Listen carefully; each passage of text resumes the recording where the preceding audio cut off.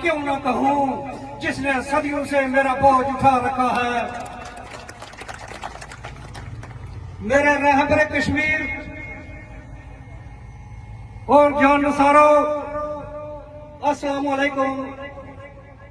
मैं आप सबका दिल की यथाग्रहियों से शुक्रिया अदा करता हूं कि आपने अपना कीमती वक्त निकालकर आज शुदा कॉन्फ्रेंस में शामिल हुए। लोगों में मुख्तसर सा वाक़या बयान करूंगा जो हमने कनाडा से लेकर मुजफ्फराबाद तक देखा।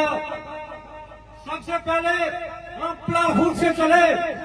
एक 16 साल जवान था, उसकी माँ और उसका बाप गाड़ी तक उसको अलविदा करने के लिए आए।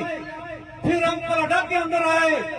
मास्टर महबूब साहब ने हमें अपनी मखसूस दुआओं के साथ रुखसत किया।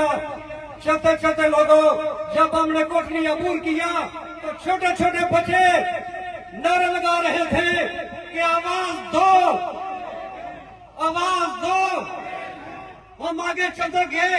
जवान बहने छतों पे खड़े होकर अपने भाइयों को अलविदा कर रही थी। रास्ते में आगे और चलते गए तो बूढ़ी माए हाथ उठाए रोडों पे खड़ी थी कि अल्लाह आपको फतह अता फरमाए।